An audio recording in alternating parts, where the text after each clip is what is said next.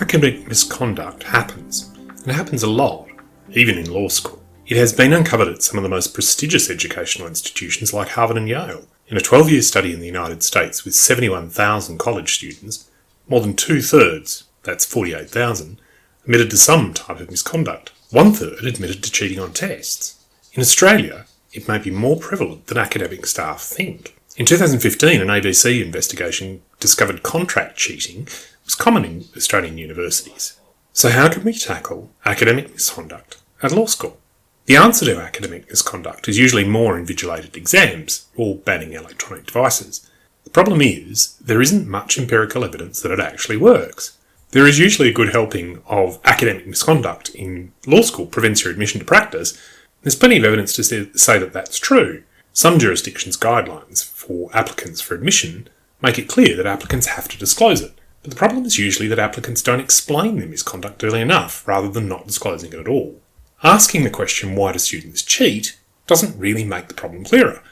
There's potentially a multitude of reasons. It might be a combination of cognitive, socio-cultural and local economic factors.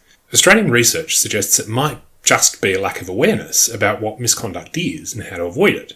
Even though it's complicated, law teachers can't just ignore it as all too hard, especially when we're preparing law students for professional practice where honesty and integrity are core values. Cheating on a task also does nothing to prepare a student to do something on which court and client might rely. It's probably an impossible task to get rid of all cheating, and discouraging or punishing cheating probably isn't entirely effective in preventing it from happening. But there are some positive steps that law teachers can take to encourage law students to not cheat. Write new questions. This might sound a bit dumb, but law students themselves are amazed at how often it happens. Assigning the same assessment task year after year is inviting trouble. Law students share and even sell their essays. Getting hold of a good essay is not difficult. Plagiarism software can catch some of it, but a smart student, talented ghostwriter, or even a website can rewrite the same material to make it just different enough to avoid raising flags. Exams are a little more challenging. A lot of law schools don't publish answers to essay-style exam questions, but that raises its own problems. If the purpose of assessment is to give students an idea about how they're going academically, feedback is absolutely critical. It has to include guidance on things that a law student did well and things they missed. Alternatively, in a class of 200 law students, publishing a suggested answer alongside individual comments can also make a law teacher's life a lot easier. Assessment without feedback is pointless as a teaching mechanism. It's also a little difficult to argue against plagiarism when you might just be doing it yourself. In its simplest form, authentic tasks mirror real-world tasks as closely as possible, but it's not just about the end product. It includes assessing the steps leading up to the end product as well. There are lots of different examples of what authentic tasks might look like. The variation in the task, and its connection to real-world experience, have two strengths in dealing with misconduct. Things that look more like what law students might be doing in practice tend to engage them more. That is, they seem less as tests they need to pass to move on, and more like opportunities to learn something valuable. The other strength is that because the real world is messy, there are many different answers to the same problem. It's really hard to get someone who knows nothing about the problem, like a ghostwriter, to write an answer. There's lots of different examples of what authentic tasks look like, but there are some common features. They all have real-world relevance.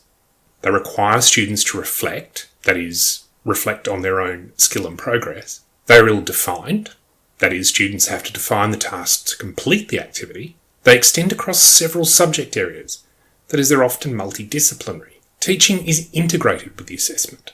That is, the assessment isn't a standalone task, but is part of a continuum of teaching that occurs across the semester.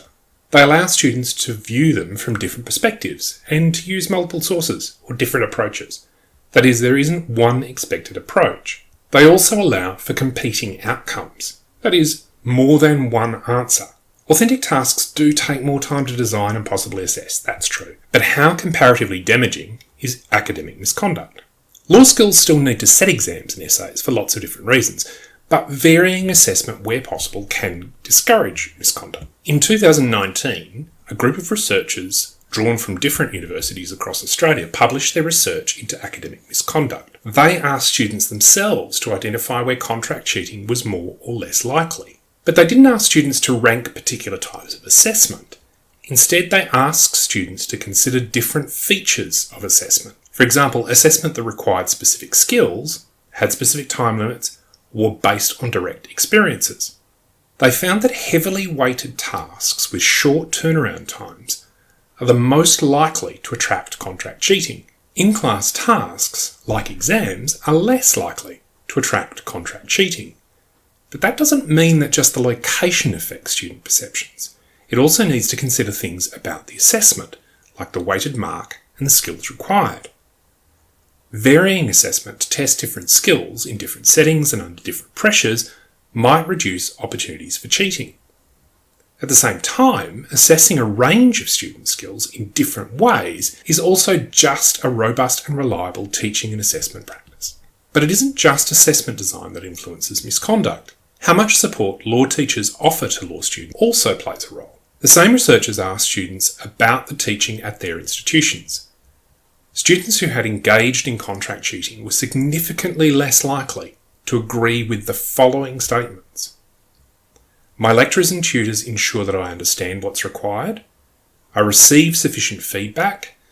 I have opportunities to approach my lecturers and tutors for assistance. And my lecturers and tutors spend class time teaching me how to engage with scholarship in my discipline.